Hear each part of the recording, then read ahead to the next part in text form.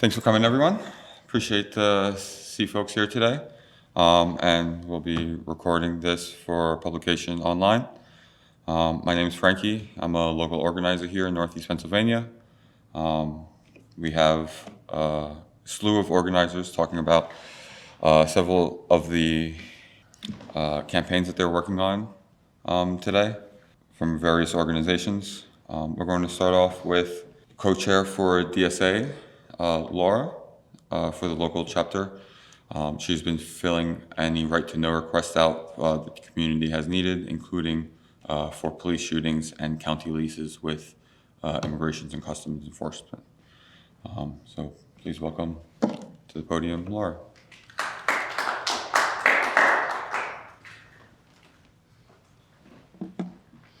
Thanks, Frankie. I came to speak about right-to-know requests and another thing called Act 22 requests.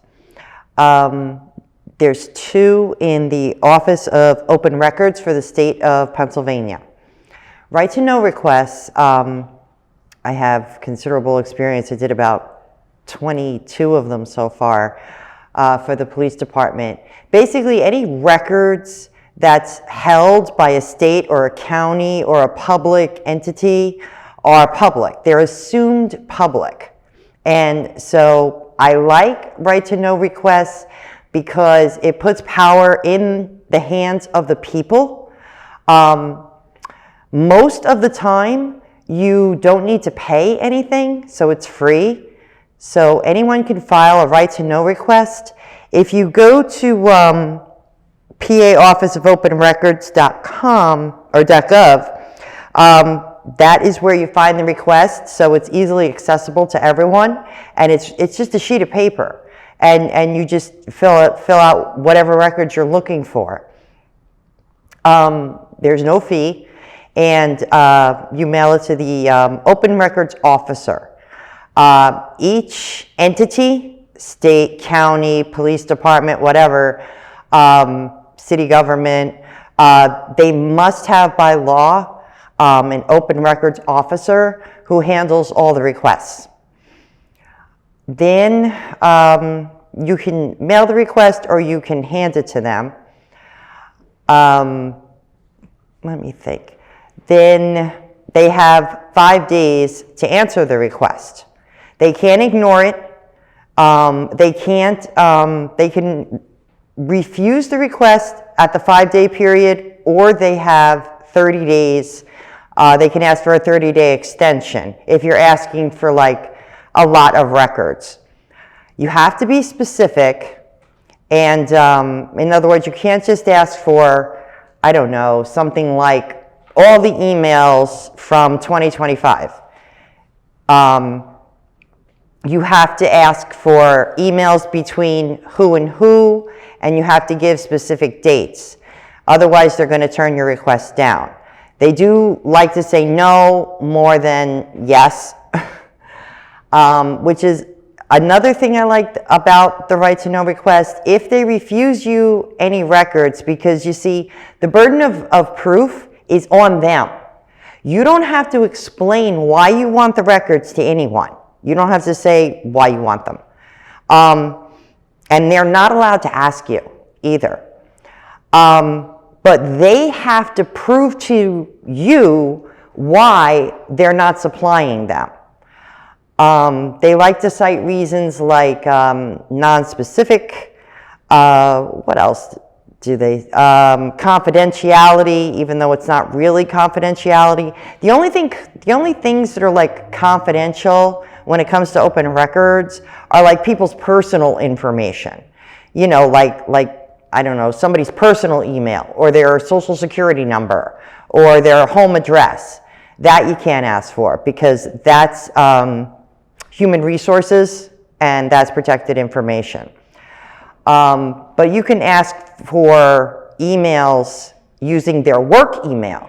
And why? Because that email is written on a computer that taxpayers pay for. So it's paid for with public money. So that's why, one of the reasons why you can ask for emails between entities. like between, I don't know, specific municipalities or people in the municipalities. I asked for emails that the police chief wrote to his detectives and his officers. That was one of the things. I asked for ammunition records of purchase records for ammunition from the police. That's public information too, because it's all paid for with public money. They try and say it isn't, but it is. Sometimes if you're dealing with like the police department or a police chief, they'll try and skirt around it by saying it's a safety thing. You know, we can't tell you for reasons of public safety, you know, but the argument is you haven't done anything yet. So they can't refuse you based on their assumption that it's not going to be safe because nothing's happened yet. So after 5 days, if you don't hear from them, you can file an appeal with the Office of Open Records. And then it's in their hands, and they contact the entity you requested the records from, and you go from there. They have to provide an answer why the delay or ask for an extension. After 30 days, I asked for a lot of records in a lot of my requests. Some of the records I got and some of the records I didn't get, so I filed an appeal if they turn you down. And the appeal goes to Open Records, Office of Open Records. They're pretty fair. I like OOR a lot. They really are fair to the people. And then they have, I think it's 60 days, to give you an answer and to compel them to give you the records. When Frankie mentioned the Luzerne County Flood Authority, that's what happened. We put in a right to know request to see the lease. The Flood Authority turned it down. I appealed it, and the appeal was granted through Office of Open Records. But the Flood Authority still didn't want to listen to that, so now it's in court. The next step is Court of Common Pleas. If you don't get all your records, even still, you can take it to Court of Common Pleas. I did that 3 times. And you go before the judge. And then the judge decides whether or not you get the records. And they have to abide by the judge's decision. That's why I like it so much. It's the only way an ordinary citizen has to compel our government to do something. There's no other way. We don't have a way. So if they still don't listen to what the judge says, because that did happen to me in West Pittston, the judge says I was to get certain records, and they still didn't give them to me. So I had to take them back to court in order to get the records. And they had to show cause why they didn't listen to the judge's order. So when I took them back to court, they didn't argue very much, and the judge just said, you have, 5 days to give her the paperwork. And they did, finally. So that's kind of how it goes. You can go further than civil court here. You can go all the way up to the Supreme Court with a right to know request, back and forth, back and forth. People have. Lots of people have. That's for like the paperwork stuff, the right to know request. Then there's the Act 22 request. It's handled by OOR, but it's a little different. That's if you want police and body cam footage. I have 3 out there now for police footage. That one's a little tricky. You still have to file the same form, and they still have 5 days or an extension of 30 days, but it can get murky because you can appeal it, but then it's a little bit more complicated with that. You have to appeal it in, it's called the petition for judicial review, which if you're not an attorney, you know, you really got to research on how to write it. So you file the petition for judicial review, and that goes to the courts. And then again, it's up to the judge to decide. I had one that went all the way to the judge, and we're still waiting for the judge's decision 3 months later. Judges can take as long as they take to give you a response. And then for another one we did, we had 2 judges recuse themselves because they didn't want to hear it because it was against the police department. You're asking for police body cam footage. That one, the petition for judicial review for the Act 22, that one is a fee. It's $175. But that's the only one. I mean, you can do it without fees for everything else. I tried to find lawyers that did this for help. I couldn't find any. Not locally, not even in the state of PA. There aren't that many. The only reason why we have any lawyers involved in the Luzerne County Flood Authority lease right-to-know request is because the ACLU agreed to take it on pro bono. So now it's in their hands. So we'll see what happens with that. Yeah, so I think that's everything. I mean, it can be a pretty powerful tool to use because they can't ignore you and they have to listen to the judge on whatever it is you're asking them for. Thank you, Laura. That was quite insightful. Thanks for all the work that you do in trying to hold the government to account through any legal means that we have. Next up, I would like to welcome Mike, who has been helping lead the effort to push back against ICE expansion in Northeast Pennsylvania, particularly with the Luzerne County Flood Protection Authority that we just heard a little bit about with Laura, which is just down the road from him, which, you know, really is what motivated them to get into doing this work. So please give it up for Mike. Thanks, Frankie. And thanks everybody for coming out. I'm Mike. I'm also with DSA, and I'm going to tell you a little bit about some of the work we've been doing in the area to resist ICE. Our work surrounding immigrants' rights and adjacent things kind of began in February or March of this year, so we've only been at it for 8 or so months, and it began because Frankie sent me a news article about the Luzerne County Flood Protection Authority leasing half of their building on Wyoming Ave in 44 to Homeland Security Investigations. Homeland Security Investigations is one of the 2 branches of ICE that actually does arrests and removals and things like that. The other one being ERO, yeah, but what does it stand for? Enforcement and removal operations. That's what it is. So those are the 2 main branches of ICE, and in our dealings with them, we have encountered both and seen both active in the area. The difference between the 2 nominally, although they do work very closely together, is that ERO is supposed to handle targeted enforcement. So there's a particular individual that they want to kidnap and remove from the country. That's ERO.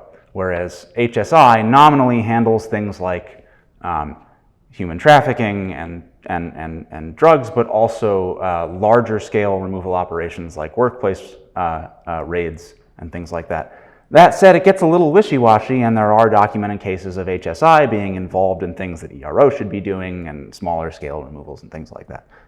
So HSI is leasing space from the Luzerne County Flood Protection Authority, and we decided to show up to their meetings and give public comment on this.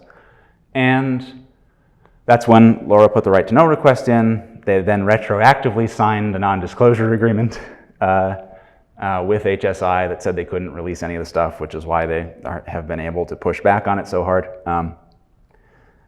And what we learned through that process, as we were investigating this and they weren't really giving us anything, we were told publicly, and the statements they released after we started to pressure them said that there wouldn't be any holding cells in the building, there wouldn't be any overnight detentions or anything like that. And we eventually were able to find the floor plans on government bidding websites.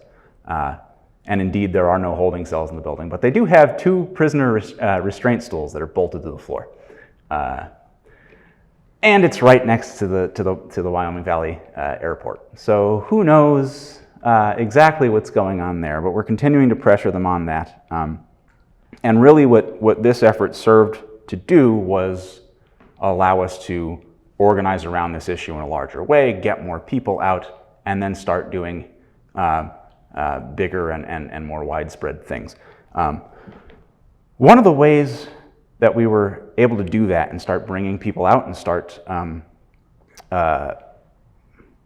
getting more people involved in local resistance against ICE, that we've actually found quite useful, and that I think is a really nice tool for organizers in general. We started doing public meetings where we just have a public space where folks who aren't with an organization can come talk to us, exchange ideas, talk to each other about their concerns, talk to each other about ways we could maybe push on different government entities to not cooperate with ICE and things like that. And we just got folks who ordinarily wouldn't be out there and wouldn't have a space to talk about this stuff, just out there eating pizza in the park in 44th and having a chat about it, and getting people looped into our efforts and on our email list. And then from there, the next big thing we've moved toward is we're now part of a larger coalition in the area with groups like Action Together, with Make the Road, with NEPA Stands Up, and with several other organizations, all supporting each other in our immigration work. And the biggest thing we've launched now that is an ongoing effort is, well, if the Flood Protection Authority is not going to listen to us and we can't stop them from being here, we can do what we have available to us to resist them when they're here. And that is, like we've seen elsewhere throughout the country, setting up a rapid response hotline. And there's a lot of things we learned from that that I'd like to share more broadly, because I think there are some lessons here for organizers in general, but also some things you should know should you not necessarily part of our effort just happen upon, like if you witness ICE kidnapping somebody, these are the things you should do to document it, to keep yourself safe, to keep them safe, the people being detained. So our reasons for launching this, one of the things is building community power, right? We want to get people out in the streets resisting the horrible things that ICE is doing. And we want to have the community to have somewhere to turn to learn about what's happening, to find resources about what's happening, and to better support their neighbors. One of the most important things we want to do is document ICE's abuses of power. So anything ICE does that's horribly out of line that we get on film, that's something that could be used in court to help out the person who has been kidnapped, and it's something that can be done to build momentum pushing back against the organization at large. It also serves to dispel rumors. We don't want false information flying around, making people afraid of being plucked off the street when we could potentially trace where ICE is, what they're doing, find patterns, help people recognize bad situations, and start communicating with the community about how to avoid what to do and what to look out for. Ideally, though this doesn't always happen, we would like our showing up to document them to stop detentions from happening. This does happen on occasion. We have some comrades down in Lehigh Valley who have their own hotline set up, and they have had a few cases where them just being there filming has chased ICE away. So that's the ideal case, But if we can't do that, we can document their abuses, we can hopefully identify the people who have been abducted, and if we can identify those people, we can figure out how we can support their families, how we can set up mutual aid to cover lost wages, to cover legal fees, things like that. There was a raid in a restaurant in Honesdale some months back where the community came together afterwards because they knew who was taken and they knew who their families were, and they were able to organize and set up a GoFundMe and get the family some financial help to help them navigate that situation. So those are the kinds of things we would like to do with this hotline as we're going out and documenting what ICE is doing. The last one is legal support, and this one gets a little tricky. There are very few immigration lawyers in the area, and the ones that are here are spread extremely thin. We're working with organizations from other counties, and even in those, throughout much of the state, those few immigration lawyers who do exist outside of Philadelphia and outside of Pittsburgh are spread extremely thin. So we're trying to find ways of building some sort of resource so we could at least refer people to, hey, go here, you can get advice here. You might not be able to get representation, but you can at least get something that helps you get through this. So I talked a little bit about sort of building that knowledge of ICE's patterns and behaviors. And one of the most important things that allows us to do is anticipate their activity. Catch things before they happen. That allows us to get on site faster. This means responding to sightings and not just arrests. So some hotlines respond to, because they have so much volume, they only respond to, this is an active situation, let's go get out there and document it. We have been responding to, hey, somebody says they saw ICE here. And that allows us to do two things. It allows us to get there and verify whether or not ICE was actually around, so we can help clarify that rumor. But it also puts us on scene before something happens. And this happened with, there was a raid in Exeter a few months back at Wyoming Valley Pallets. It was a small targeted enforcement that actually HSI did. So this is what I was talking about before with ERO is supposed to do targeted, but HSI sometimes does it if it's in a workplace. And we got an anonymous tip that said, hey, someone just spotted ICE in the parking lot of the Wyoming Regional Police Building. And then a few of us went out and drove by and confirmed, yes, Homeland Security Investigations is there, the FBI is there, the local police are there. They're all gathered in the parking lot chatting. And because some of us were on site, as soon as we heard, oh, they've left and they've gone to Wyoming Valley Palace, there's a raid happening, we were a quarter mile away and we were able to get there. And we were able to document it. So there's a couple things there that are important. One of them is getting on site quickly and responding to sightings and rumors so that you can be nearby when something's about to happen.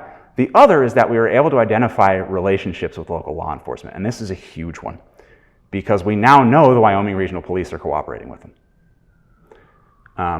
So these are the sorts of patterns that we want to be able to recognize, because when we're out there documenting and we're responding to an incident, it might not be ICE, but it might be immigration enforcement. Luzerne County has entered into something called a 287G agreement with Homeland Security, which means ICE can deputize Luzerne County Police to carry out immigration enforcement on the county's dime. ICE does not pay for it, which is even better. And there's a few things about that are particularly concerning. One is that someone might have a run-in with county police, not knowing that, hey, this is actually an immigration enforcement. So our ability to recognize these patterns, recognize these relationships, is key to helping people understand what they're going to encounter, but also knowing what we're going to see when we're on site and documenting. So that's sort of the scope and the goals and some of the important things that it does. I just wanted to share with you before I close some of the important things that you can do if you haven't plugged in directly to our effort and you happen upon somebody being kidnapped by ICE. What are some of the things that you can do to keep yourself safe, document things safely? The role you should take if you're there alone and you're not there with a coordinated effort is that of a legal observer, which means you are there to observe and document and not to interfere.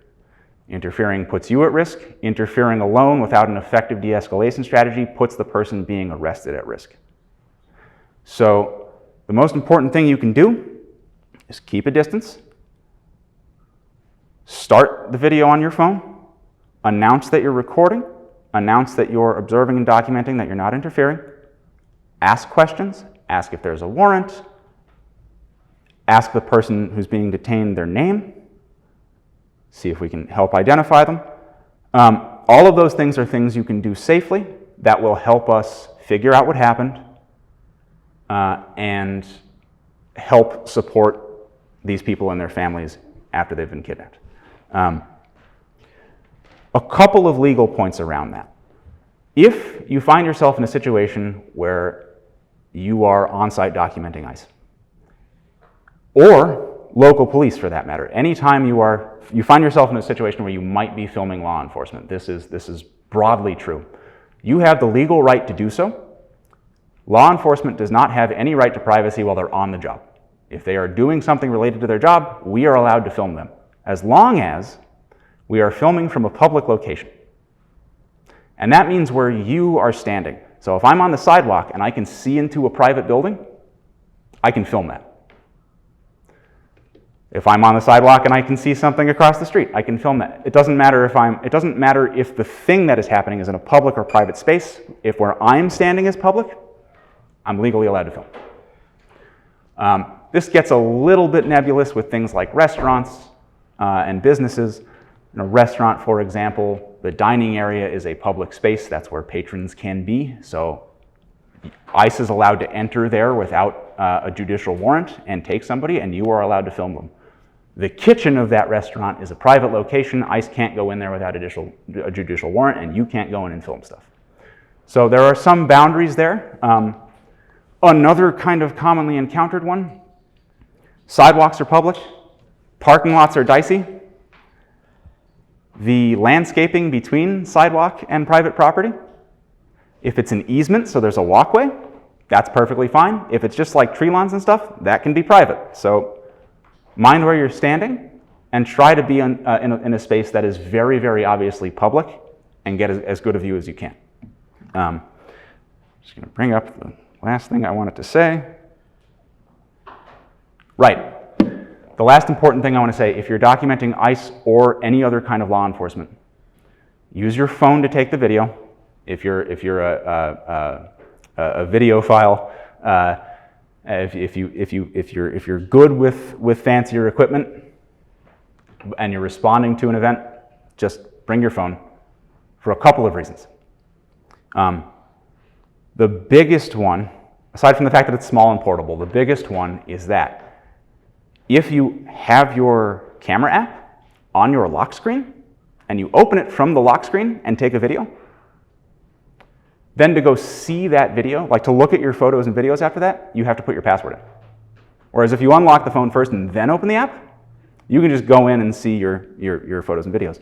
Which means if you've got your phone locked and you start filming ICE and they decide, I'm going to take that person's phone, they can't go delete the video because they need your password to do it. So if you're interested in doing this sort of thing, if you're the kind of person who, upon stumbling upon an event like this, would be inclined to document it, put that camera widget on your lock screen and use it from there. Don't unlock your phone first. The last important point with regards to that is if you are going to get involved with something like this, don't use biometrics to open your phone. Don't use your face, don't use your thumbprint. Use any kind of manually input passcode, because you are not legally obligated to give that to them. So if they take your phone and then ask you for your password, you don't have to tell them.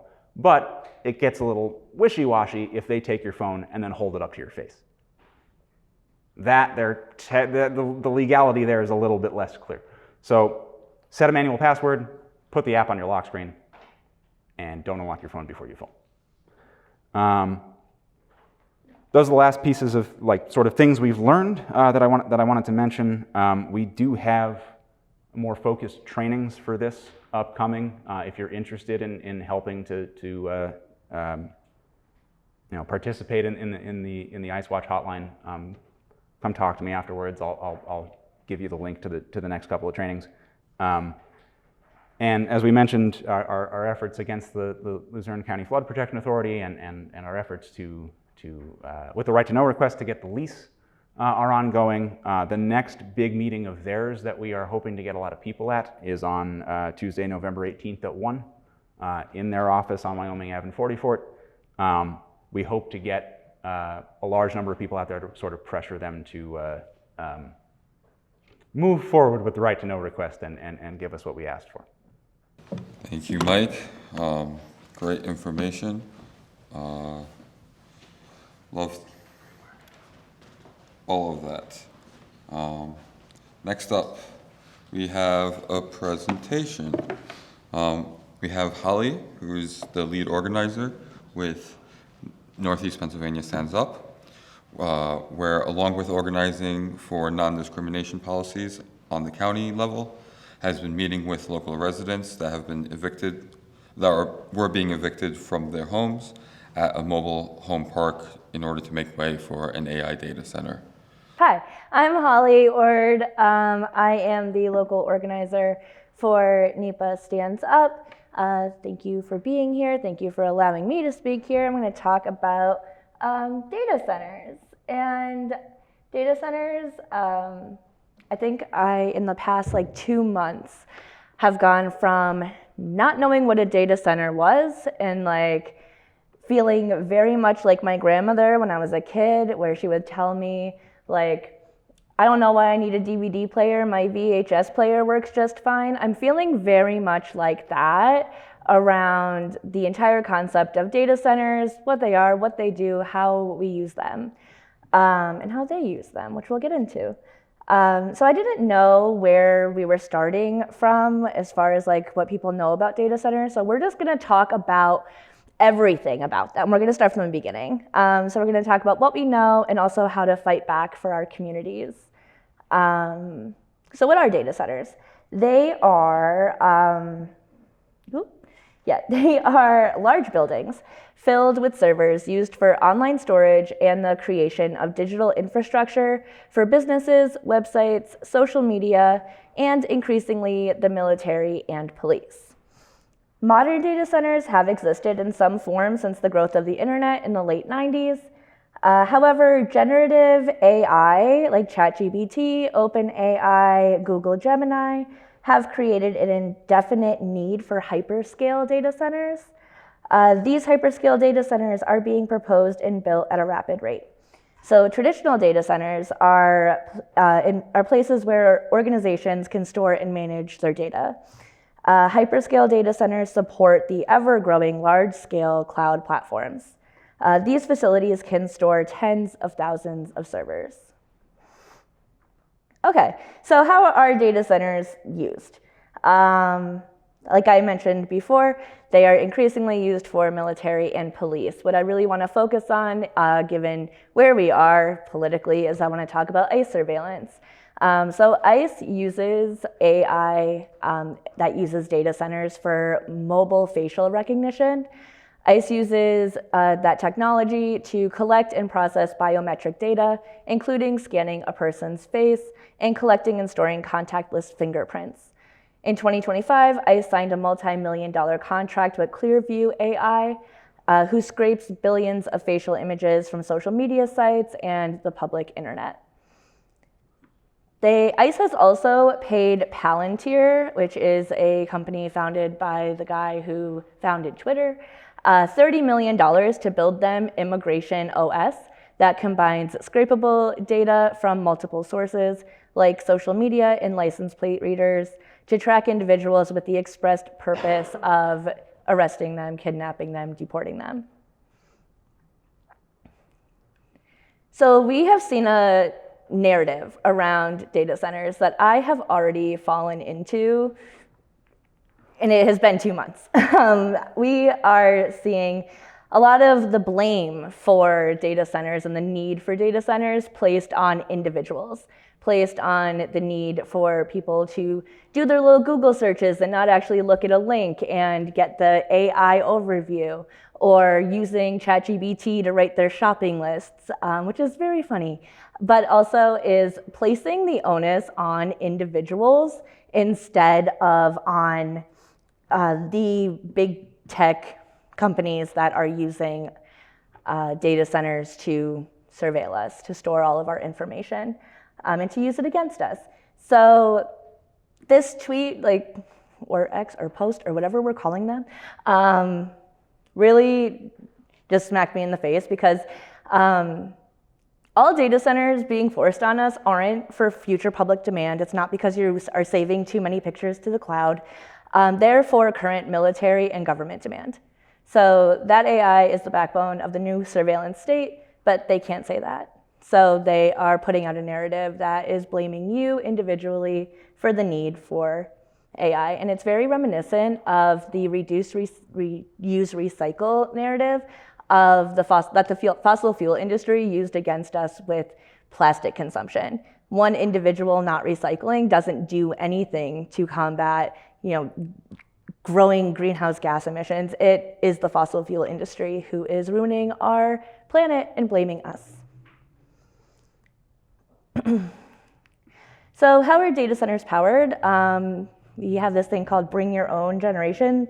Data centers require 24/7 power, and they have rapidly growing electricity needs. So to power a data center, facilities will build and operate their own power generation facilities, such as methane or gas turbines, nuclear energy using small modular reactors, SMRs, and Amazon, Google, Microsoft, and Equinix are already working with nuclear developers. Behind the meter is when a facility uses on-site dedicated power sources to supply its energy needs rather than relying on the public grid. And in other countries like Europe, there are regulations in place that require data centers to use renewable energy. And in Germany, data center operators are mandated to use 100% renewable energy starting in 2027. Data centers also provide new and extended uses for power plants that we already have, like the Susquehanna Steam Electric Station, which supplies energy to an adjacent data center campus. In Lackawanna County, the Lackawanna Energy Center in Jessup replaced old coal plants in the area, which explains why the Mid-Valley area is seeing so much data center interest. Data centers also require that 2 energy sources are used, so each data center or data center campus also brings in diesel generators. And the AWS data center campus in Virginia is approved for 106 diesel generators, which are very noisy.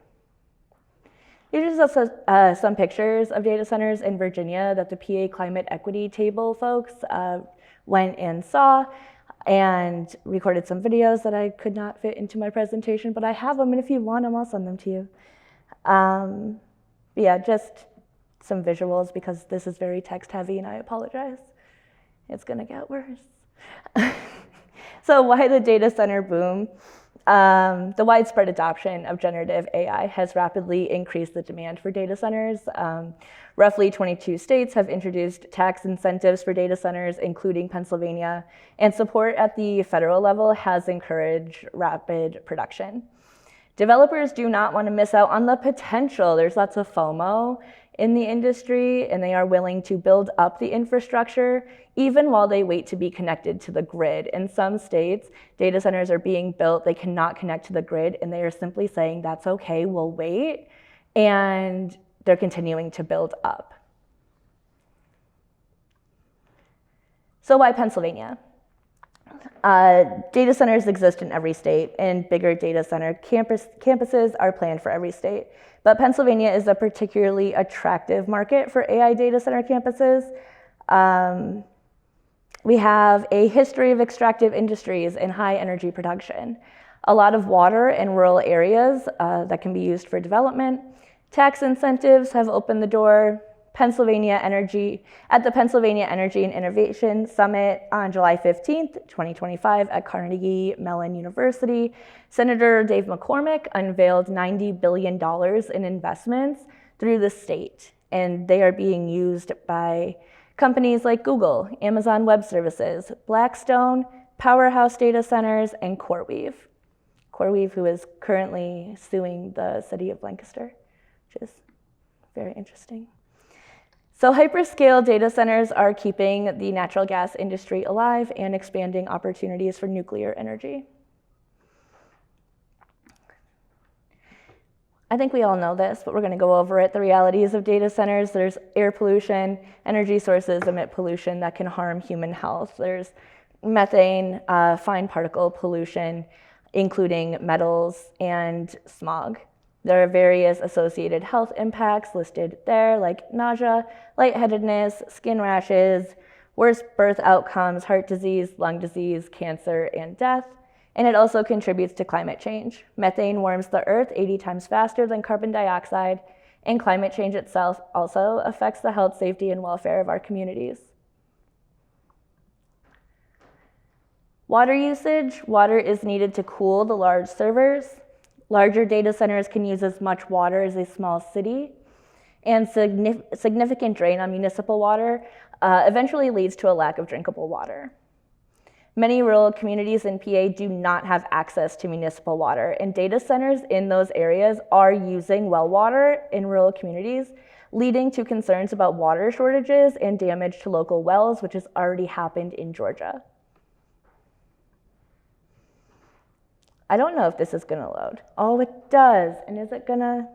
Okay, so noise. I have a little video here, and hopefully it plays with the sound. First, you're gonna hear the sound where there is no data center. Then you're gonna hear a sound in a neighborhood near a data center, and then you're going to hear a sound at the data center. And hopefully it works. No? Ooh.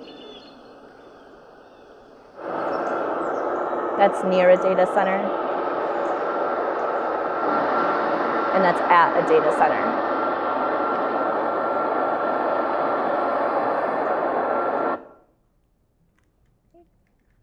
And that plays 24/7, all the time. There is no break. So we hear about tax incentives and why data centers are so important and why we need them so bad, but are the benefits actually realized? A lot of people point to jobs in our communities where big industries come in to extract our resources. We are promised jobs because we are a population that is always hungry for jobs. But most jobs are temporary construction jobs of about 1,000 workers, and that's for a huge campus. And a 12 megawatt data center takes 20 to 22 operational staff. In Oregon, a 1.3 million square foot Google data center only employs 200 operators. Tax revenue, there's not a lot of that. Many data centers are exempt from sales tax, and they do not pay property taxes on any of their temporary diesel generators. But it costs us a lot. Utility prices: data centers are massively increasing electricity demand and putting a strain on our grid. According to Bloomberg News, wholesale electricity costs nearly 267% more than it did 5 years ago in any areas surrounding a data center. Consumers are paying the price. And then in property values, they can drive up the land prices. For example, in Virginia, companies that want to buy land to put data centers on are paying $4 million an acre. They are just forcing people out of their homes. These are farmers who have never seen that kind of money, who think that they hit it big and good for them, but it's to the detriment of our entire community. Noise pollution and other disruptions from nearby data centers also drive down residential property values. So according to an independent market monitor for PJM, which is the world's largest energy market that covers 13 states, including ours, it's estimated that data centers were responsible for an added $9.3 billion in additional cost to ratepayers. That's us. We are subsidizing big tech while they pour in billions of dollars to build data center campuses that harm our communities. So we're going to talk about the local fight, which is what I have been working on for the past couple of months. Lackawanna County has 6 proposals for data centers. I lied, 7. 1 was withdrawn, so 6 currently. There's Wildcat Ridge AI Data Center Campus in Archbold. There's Project Gravity in Archbold. There's the Blakely AI Data Center in Blakely, which was withdrawn. The Archbold Data and Energy Center in Archbold. Breaker Street Data Center in Jessup. Gouldsboro Data Center, which is in Clifton and Covington townships because it's so big that it would cover 2 townships. And I think it's very large. It's like 32 buildings. And the Jessup Warehouse to data center conversion in Jessup, there was supposed to be a warehouse, and they decided, wow, this is a prime location for a data center. So let's throw another one in there. We're going to stay here for a little bit because I have more.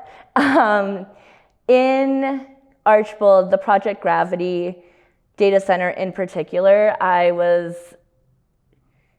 connected with a woman named Sarah who works with the Archbold Neighborhood Association, who told me that she knew of 13 families in a mobile home park who were being evicted from their homes. They were being completely displaced because the landlord who owns the mobile home park sold the land and then told the residents there months later and provided absolutely no recourse for any of the families that were living there. And these are families who are poor and working class, who have children. Many of those children are disabled and have IEPs in school, which have just been cut from our federal budget. And there's nowhere for them to go. Commissioner Gaughan has been on record saying that he would work with the Scranton Housing Authority and use our resources to get them housed. But the Scranton Housing Authority has a 5-year wait, and they don't have 5 years to wait. Project Gravity is due to start their building in April. So we have been working with the residents of Valley View Estates Mobile Home Park and trying to get them resources, trying to figure out where they can go. It sounds very hopeless. Who feels hopeless? Because I kind of do when I look at the scale of everything. And it makes me feel like there's nothing that we can do, which is exactly how they want us to feel. So we know that data centers have been around for years and big campuses have existed in other states. So what we can learn from them to win against data centers in PA is that communities need to fight for data center ordinances sooner rather than later. If there is a large swath of land in your community and there is no zoning ordinance, it's time to get a zoning ordinance in place. So what should you be pushing for? Saying zoning ordinance doesn't mean anything to most of us. So we want conditional use or special exception, never by right zoning. We can limit how much water data centers can use. We can require a minimum distance between the facilities and property lines with setbacks. We can demand natural noise buffers. And something that is really important for every community that has a proposed data center, and especially the Valley View Estate Mobile Home Park residents, is that we can demand that they have a community benefits agreement in place before they break ground on a new data center. Then they would have to take care of the families who would be displaced, the water usage that they would use, the electric that they would use. There can and should be community benefits agreements. We may not be able to stop all data center development, but we can ensure that they don't harm and disrupt our communities. So there's some legislation to look out for at NEPA Stands Up and Pennsylvania Stands Up. We love some co-governance. We love it.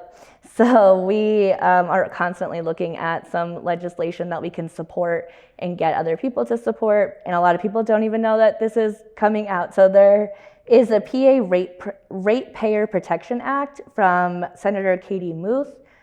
And if passed, it will prevent PA residents and small businesses from subsidizing energy costs driven by large data centers. Then there's House Bill 1764, introduced by Rep. Maureen Madden, and that would amend the municipalities' planning code and would allow host municipalities to require mega development developers to provide a detailed analysis of the impacts of development on communities. And then there's tax incentives for green data centers, like Europe and Germany. They are run on renewable energy. We can demand the same thing here. And Senator Tim Carney has tax incentives for green data centers that would amend our existing tax exemption for data centers to require them to have purchased 100% of their energy from Tier 1 alternative energy sources. So that's what we have so far. NEPA Stands Up will continue to work to defend our county from the big tech takeover that nobody asked for. I was recently quoted in the Times Tribune saying that our community has been exploited and harmed for generations by industries that have come in, depleted our land quality, our natural resources, and then left hardworking people behind with very little to show for their hard work and cooperation, besides a higher than average early death rate, which is exactly what we have in Lackawanna County. We deserve way more than that, and I think that working people are really sick and tired of being exploited by these big companies who come in, take over, and then leave us holding the bag. That QR code is for our upcoming housing justice meeting because data center work is housing work. So if you'd like to get involved, that's the QR code. It's on Wednesday, October 22nd at 6 p.m. on Zoom. And I hope to see you there. And I think that's all I got. Thanks. I'd like to welcome Riley, who is an organizer with many hats, including DSA, where she sits on the international committee along with the local chapter, a member of CPUSA, and an organizer with NEPA for Palestine, who've been locally organizing against the ongoing genocide in Palestine locally for the last couple of years. With that, welcome Riley. Hello, my name is Riley Richards, and thank you, Frankie, for that introduction. So to understand what we are dealing with when it comes to police presence, ICE, we have to understand what just happened in Gaza. We have to understand that the IDF, ICE, and other police organizations like the NYPD and others are intrinsically linked, inseparably linked, both financially, both in practice, as well as in who supports them. To date, as of right now, the Imperial Corps of the United States is only allies with those that have been complicit historically in genocide, both previously and recently, and that includes here in the United States. To begin understanding the origins of the IDF, we have to first understand World War II and the lie that we have been told from World War II.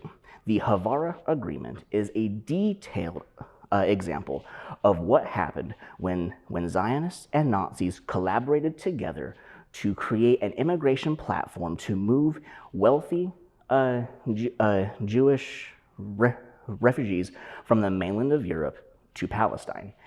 Great Britain profited wholly off of this, charging $5,000 in today's currency, USD, for a single person to immigrate to Palestine. This is based off of the Balfour Agreement and the Sykes-Picot Agreement. So, who is the IDF? The IDF is like a coalition party, if you will, of fascist or right-wing groups that have historic examples of human rights violations. Every Israeli was Palestinian before 1948. And it was after the Nakba that happened that all of a sudden being Palestinian was taboo. After 1948, the IDF engaged in numerous genocides, numerous acts of starvation, numerous acts of horrid war crimes. Let's not kid ourselves. This is a byproduct of our nation. The Israeli settler colonial project is nothing more than an extension of the genocide of indigenous peoples here in the United States, based on the doctrine of discovery from Christopher Columbus. Now, what does this have to do with Pennsylvania? Well, everything. Right here in Pennsylvania is where we see the origin of indigenous brutality, following the erasure of the Taino people in the Caribbean. Right here in Pennsylvania, we have the foundations of the Trail of Tears, as well as the indigenous industrial boarding schools that claim the lives of thousands of children across Pennsylvania, across this nation. And it was also done in partnership with the state of Canada. This was an act of human trafficking, human rights violations, beating children, killing children, incinerating unborn children, as well as born children. The acts of this genocidal regime that we call home right here in the United States is what inspired the individuals of Adolf Hitler and Mussolini. It is our historic treatment of people here that Israel itself has also learned from. So let's get into this. Right here, there is about $200 to $350 million that is being currently invested in Cop City, that has started construction in Hershey, Pennsylvania in 2013. So the IDF is invited, as well as other police agencies, to train at these Cop cities around the United States. There's one in Atlanta, Georgia, that was made really famous, especially with the recent RICO charges against a mutual aid group. There have been other Cop cities that have sprung up around the country that serve in this exact same function. The IDF and other groups come to these facilities to learn about active policing, kidnapping, breaking and entering, surveillance, and other forms of public control, to include crowd control, which is what we experience when we go out and protest. These lessons that are then taught to American police. So the IDF and our American police are trained from the same cloth. So the tactics that our police use against marginalized people in this country is the same tactics that have been employed against Palestinians throughout the occupation since 1948. It is also disingenuous to say that this problem began in 1948, when the first of the migration started happening in 1920, following the Balfour Declaration. So these Cop cities pose an imminent threat to our communities, to our marginalized populations, to our nation's children, and it is evident by how ICE is conducting themselves on their raids across this country. So Cop City is a training facility that is being used for a multitude of war crimes that are happening across the world. Now, another interesting thing here is the Elbit systems that is really popular in Israel. Israel has this Where's Daddy app that is very similar to what we're facing from Palantir. This really aggressive AI is able to track down people down to literally inches of where they are on the map. And when you got a 2,000-pound bomb, everything in that blast radius is cooked.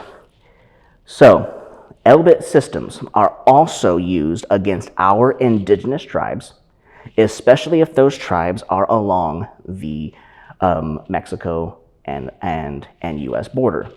These systems are also used to track migration. Did you know that Elbit Systems has a factory right here in Pennsylvania that is employed by about 80 or so people according to a Google search? This facility is in Birdsboro, Pennsylvania, about 2 hours away from here, just south of Allentown. This is where they engage in manufacturing and defense contracting types of negotiations to increase the funding so they can go out there and use their systems to kill more children. So let's make this as abundantly clear as possible.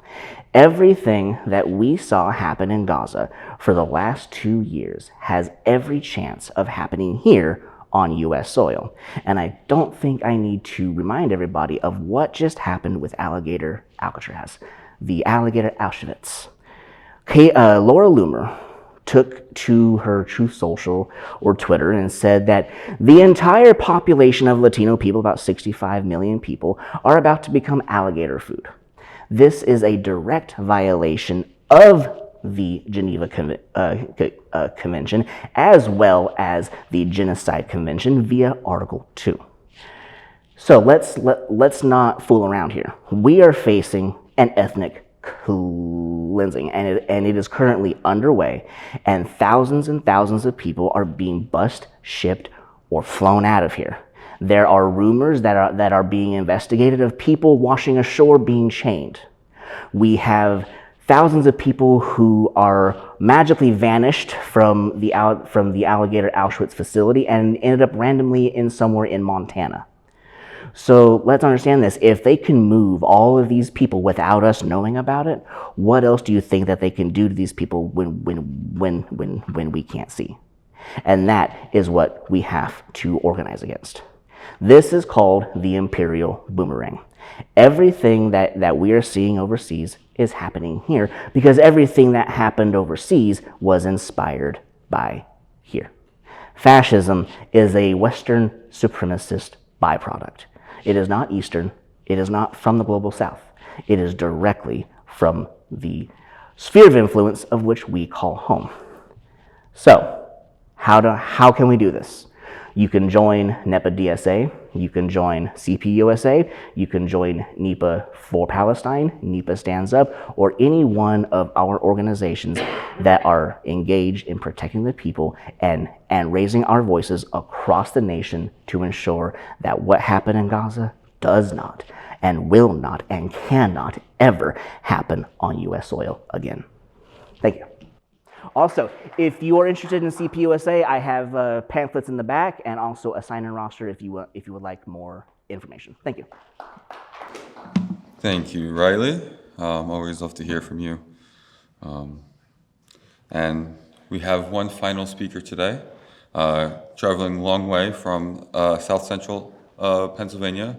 We have Richard, who's an organizer with Stop Cop City Hershey. They're an advocate against increased police militarization. You heard a little bit about the facility from Riley, but they're on the ground there, particularly pushing back against the $400 million expansion for Pennsylvania State Police's facility in Central PA. Thank you all for being here and sitting through these awesome presentations. First, I'd like to thank all the previous presenters. Every single cause that we talked about today, I think it's probably clear now more than ever just how connected these causes are. We heard about, description of the Imperial Boomerang, and I think we are very much facing a heightened surveillance state with worsened imbalances of injustice and corruption. We have a very steady erosion of the social safety net while these AI infrastructure projects threaten both our livelihoods and our environment. The issues we're facing are connected to the broader construct of capitalism, but more specifically racial capitalism, which constructs borders, defines citizenship, and the rights people are afforded to maintain systems that extract labor and resources from the working class. And police play a crucial role in this because they're the ones tasked with moving the public along to new labor conditions. We can take it back to Marx. Privatizing land meant people dependent on feudal relations or wage labor and forcing them into urban centers. There's a book that came out recently called Techno-Feudalism by a Greek economist, Yanis Varoufakis, where he talks about the tech revolution, the AI infrastructure, is leading us down the path of techno-feudalism, of serfdom, right? Where we revert back from our status as, away from wage laborers and into serfhood. And so the core point that I think I'll present through with this presentation today, and the thing I'd like to take you, I'd like for you to take home, is that the police really need racial capitalism to enjoy this position in society, and so too do the ruling class. And as we try to fight for any struggle, whether it's Palestine, the climate, AI data centers, immigration enforcement, the root of that issue and the way and the reason why we're not able to push movements further along is because of the police. Look back at our history and pick any social movement, you'll find the police on the wrong side of it. And let's start. So, Cop Cities USA. I remember this website came out a long time ago, but and this number is probably not accurate, but Hershey, Pennsylvania is the second most expensive cop city developed in the nation, or to be developed in the nation. According to Commissioner Chris Paris, PSP Commissioner, it's going to be the premier law enforcement facility of the Northeast, training all manner of local, federal, and state law enforcement officers and operations. As you can see here, it's the second most expensive by a long shot. And I don't think this estimate is even accurate. Thank you so much. Please, next slide, thank you. So the official name is the Pennsylvania State Police Academy and BESO Modernization. So there's already a state police academy there. It's not very large. It's gonna be much larger now. Here are the names of the different contractors that are gonna be involved with it. BESO stands for Bureau of Emergency and Special Operations. It was very difficult to find out just what that is, but from what we've found, it's a conglomeration of 3 sections of PSP. The aviation section, which does helicopters, drones, all sorts of things like that. The Special Emergency Response Team, which you might remember them taking canines through your locker rooms in high school. As well as another division, the Special Operations Team, which is a very nebulous term, and it's very unclear what that institution actually does. Next. So Cop City Hershey, the current cost is $387 million. You can see renderings here of the front facade. Down here, you can see the different facilities. 366,000 square feet of new buildings. Broke ground in December of 23, and it's going to be completed in 2028. There have been progress updates since then that we'll actually see clips of. Next slide, please. So here you are, 23. Here's Governor Shapiro and the Lieutenant Governor digging their shovels into the ground. And here are some progress updates. I believe this photo was taken this year, sometime during the summer. And there's a major milestone. Oh, they're good. Next slide, please. And so, yeah, you can see the tremendous progress being made already. They're very self-congratulatory about their work on this. Next slide, please. So the land acquisition is actually really interesting. So as you can see from some of these dates, land was acquired going back to 2003 to start expanding this facility. You see purchases in 2003, 2015, and as early as 2021. Totaled about $7 million in land purchases. The only democratic process this went through was the Derry Township Board of Supervisors, which is not something many people pay attention to, and the hearing was only advertised once in a local newspaper that it would be happening. Next slide, please. There are also 2 notable cop cities or police developments happening. In Pittsburgh, there is a proposed public safety training facility for the Pittsburgh Police. That's gone through several amendments, and there's promises to make it a broader public safety center, but that battle is still ongoing. And after a years-long battle, Philly's 22nd Police District will now be built in North Philadelphia, which if people know Philly, it's a very segregated part of the city. Thank you. And here you can see all the construction. So we'll get new academic buildings. Here's the size of the BESO building on the far left. Canine units, a whole space for a range, indoor and outdoor, tactical environments, classrooms, pools, gyms, tanks, dorms, cafeterias, all sorts of fun stuff, and horse stables, poor horses. Next slide. Here you can see some pictures of the indoor training village. So there's going to be a track. You can see some of the kind of imagery. It's meant to look like a modern location. The indoor and outdoor villages are going to host simulations of high-risk incidents such as active shooters, hostage situations, and barricaded subjects. And I want to make a small note about BESO before I continue and get too far away from it. I'd like to note that it's expanding a very highly complex technology and surveillance network. If we look at the New Jersey State Police, it's called the ROC, as the Regional Information Intelligence Center. at the state police headquarters, it's a fusion center where they invite law enforcement officers from many different organizations to focus on things like drug trafficking, human trafficking, political surveillance, all manner of issues, and they have very few accountability concerns. I won't get too far into it, but if you'd like to read more about that, Pacifying the Homeland is a book that talks a lot about fusion centers and how they developed after the Patriot Act in particular. Next slide, please. Thank you. So yeah, see more images of the indoor training center. It's got a bar. Next slide. Thank you. Yep, outdoor training village. You can see that it's very much, and actually I'll show you in the next slide, that there's very much a lot of comparisons here between Atlanta and Hershey. I'd say the big differences are there are no corporate donors for the Hershey facility. The movement started, of course, I mean, I didn't even know about it until I saw the article that they broke shovels into the ground. But you could see very similar construction for very similar training exercises. Next slide, please. And we also see that it's very similar to facilities that we see, such as Camp Lejeune, that are made to train Marines in North Carolina, as well as, one more please, Mini Gaza, the IDF's Urban Warfare Training Center. These cop cities and these urban centers are designed to simulate the environment in which the officers are expected to behave in. And if we have officers simulating violence as police training, we're not actually training any kind of adequate public safety response to the real public safety issues that we have. Next slide, please. So there's huge issues with Pennsylvania State Police. I mean, half of Pennsylvania municipalities rely fully on state police, and they mostly work in rural locations. Why are we training them in an urban training facility? PA State Police are going to drop the college credit requirement. We're removing the fitness requirements in some cities and across the state. And there's a proposed state police fund that essentially what it does in layman's terms is it removes the police funding from the general fund into their own category, removes it from legislative oversight, and guarantees a 5% increase every year. I'll save how much we spent on them this year. Back one more. Thank you so much.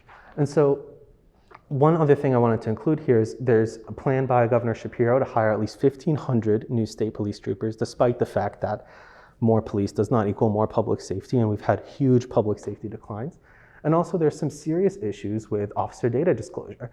Some people put in right-to-know requests to hear about, coalition of newsrooms wanted Pennsylvania's database of police officers, and that's something that the government refused to give. A fight I believe is still ongoing. Next slide, please.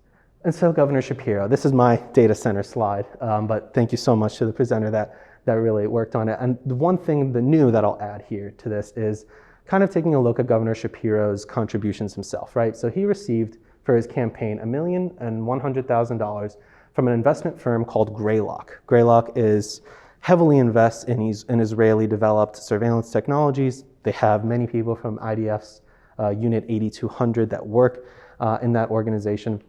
And he also received $1 million from Ripple, which, if you're familiar with cryptocurrencies, is the cryptocurrency XRP, which is doing very well right now, not that I give a shit.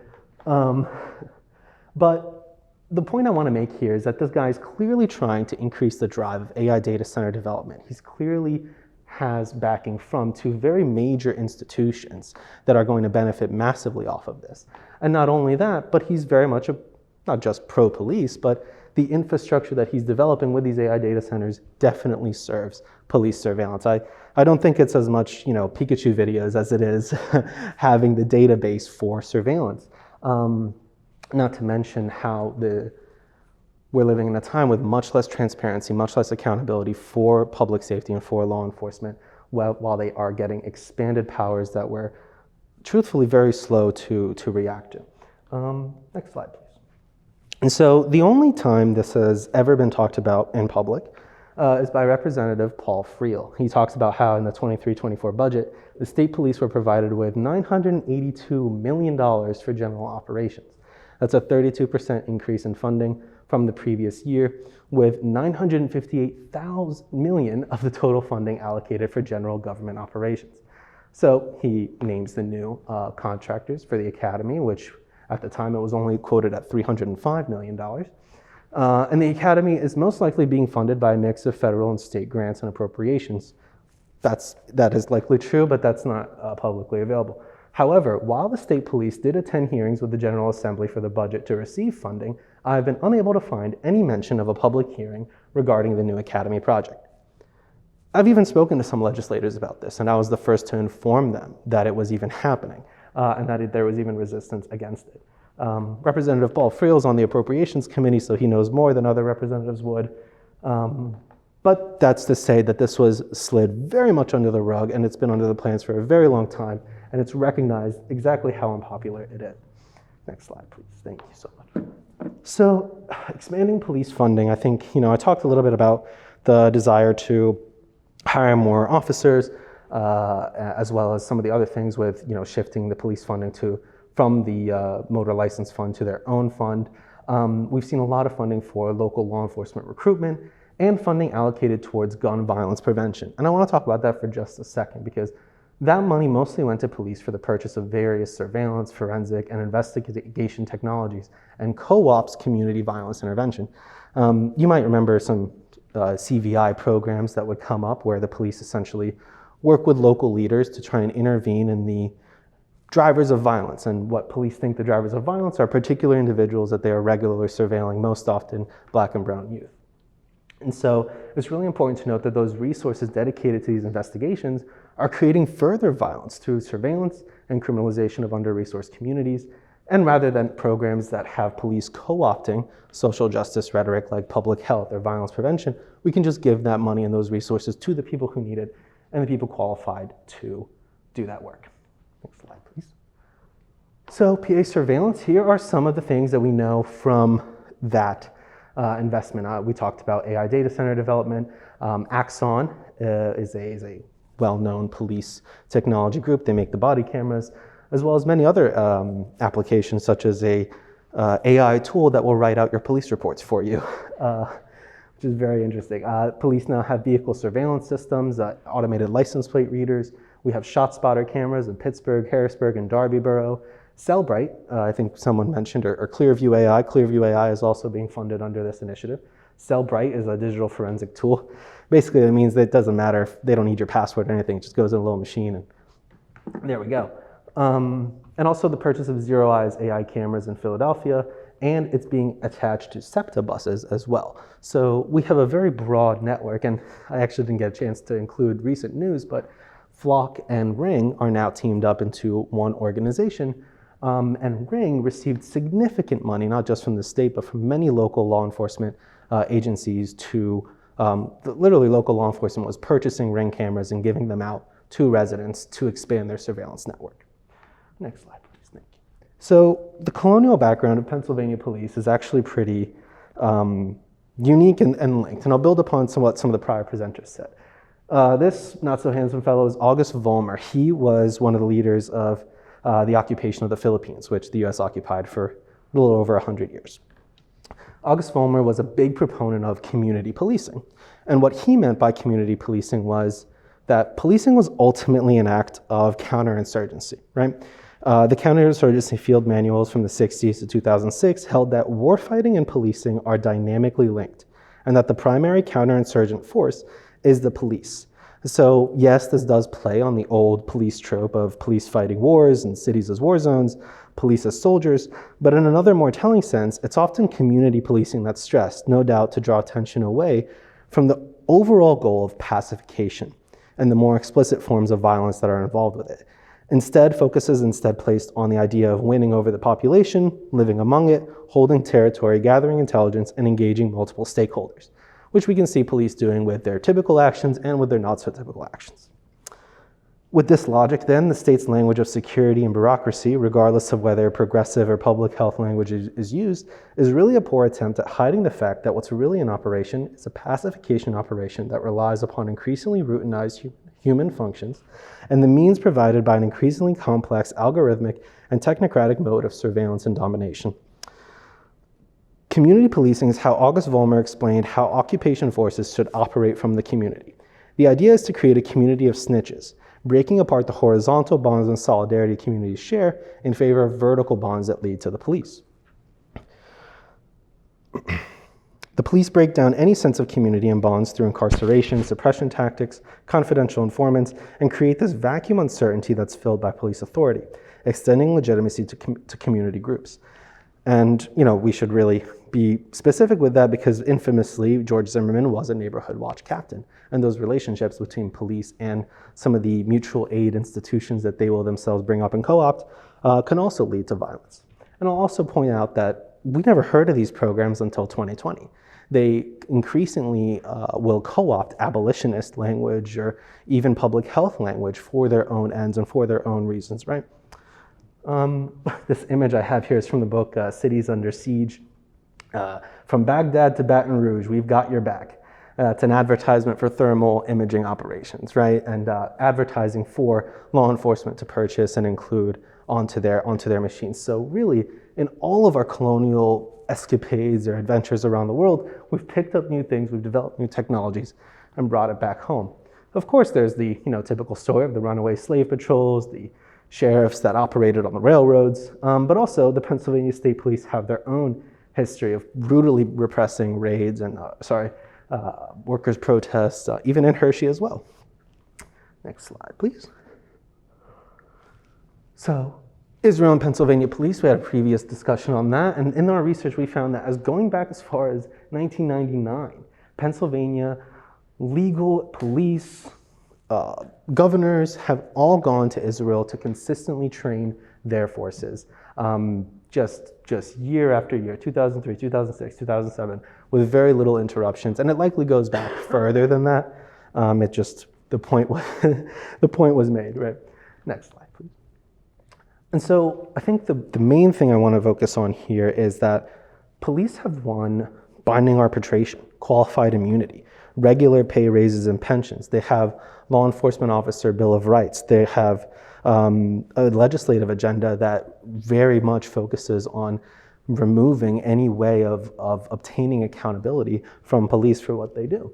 And recognizing the role of police, not as workers, but as violence workers, is really essential in our social movements. Police are in our unions. They're in AFSCME and AFL-CIO. They have their own unions and they do a lot of work and they take on the same activities of labor unions to get their needs met. The reason why they get their needs met and not many other groups do is because police play a crucial role in racial capitalism, in upholding racial capitalism, right? To quote Geomar's book, A World Without Police, racial capitalism needs the police, and the privileges and power the police enjoy depend upon racial capitalism. Next slide, please. And so here's some of the legislation supported by the Fraternal Order of Police. One thing I'll notice is Senate Bill 122, the Qualified Immunity Act, which would codify existing qualified immunity doctrine as established by the Supreme Court. That's a very dangerous bill that makes it very, very difficult to challenge qualified immunity at the local level. And it's something we definitely need to do. The Take It Down Act, promoted by Senator Ted Cruz, was recently passed this year. And while it does ostensibly act to combat the distribution of deepfake technology, it also allows for very expanded police powers and surveillance. As well as the Protect and Serve Act, making it a federal crime to target a law enforcement officer, and the Protecting First Responders from Secondary Exposure Act, which would allow state and local governments to purchase containment devices through the existing COSAP program. This is under the myth that touching fentanyl can kill you, which police have routinely used to file and win disability claims and even publish and get legislation for. Next slide, please. So this slide is from Critical Resistance. Some of you might have seen it before, but these are all the initiatives that people typically bring up when you start criticizing police. They say, well, let's put a body camera on them. We'll see what they're doing. Well, the camera's pointing at you. And most often that camera and that footage is being used by prosecution to incriminate you. Community policing, well, we talked very extensively about how that corrupts actually our neighborhood solidarity. More training, I'll just say that Derek Chauvin was a field training officer. And if that's the kind of training we want to expect from police, I think we need to look to a different institution. Civilian review or oversight boards, they're great ideas, but many times they don't have the teeth required to make actual decisions. And so it further entrenches policing as a legitimate, reformable system rather than one that indeed is not. And the idea and notion that we need to prosecute police who have killed and abused civilians, of course, doing so is important, but it does not lead to any changes in funding or resourcing for the police. And actually, if we go back to Katzenbach Commission, 1967, they made the claim even back then that the situation in our urban centers is due to inequality and racism and institutional issues that need to be fixed. But that commission ended with more recommendations for police training. The same thing happened during the 21st Century Policing Commission by President Barack Obama after the Ferguson uprising. Next slide, please. So really want you to rethink safety, that fun term, abolishing the cop in our minds, and asking better questions, right? What is abolition about? What are the things that we want to obtain, right? We're here because we're talking about public safety, and we recognize that policing is not the institution that gets us there. Next slide, please. And so our calls to action are pretty basic. One is building capacity amongst mutual aid collectives. I think the campaign to stop Cop City Hershey is an intersectional one. It's one that recognizes the many different causes that are making up, whether it's folks resisting against ICE or against AI data infrastructure. All of our causes are connected, and we want to promote action in that direction. Providing political education to our communities on the role of Cop City and organizing mutual aid as a central tenet of that. And mobilize our communities against the foundations of police power. So that means working against binding arbitration, removing the influence of police unions, and divesting from those institutions locally. So specific actions you can take to participate in our campaign. If you grab one of our zines up there, there's a QR code that takes you to a toolkit we have to allow you to message the contractors, the representatives, as well as Governor Shapiro, which I highly recommend you do. The representatives maybe won't have that much of an impact, but we have seen contractors pull out in the Atlanta city in particular because of repeated messaging and direct action. You can reach out to us for support with political education events, canvass your neighborhoods, and hold events, research and disrupt events by police benevolent associations or police or carceral conferences. One example from this year was in June, the PA Chiefs of Police Annual Education and Training Conference in Lancaster. You can drop banners. You can paste posters, which we put some cool ones online. You can make or share zines on police abolition. You can hold film screenings. And most importantly, engage your community's mutual aid groups to support criminalized people. That means bail funds, that means food distribution, that means harm reduction programs. There's a lot of amazing work being done in this room. Next slide, please. And it wouldn't be a fair presentation if I didn't pay respects to Tortuguita. He said that the abolitionist mission isn't done until every prison is empty, when there are no more cops, when the land has been given back, that's when it's over. Tortuguita was one of the forest defenders who was killed by Georgia State Police during the Atlanta Cop City protests. Next slide, please. Oh, last slide. Thank you so much, and yeah, appreciate it. Loads of great information. I think Richard really did a great job tying it all together too, about how these systems are all intertwined.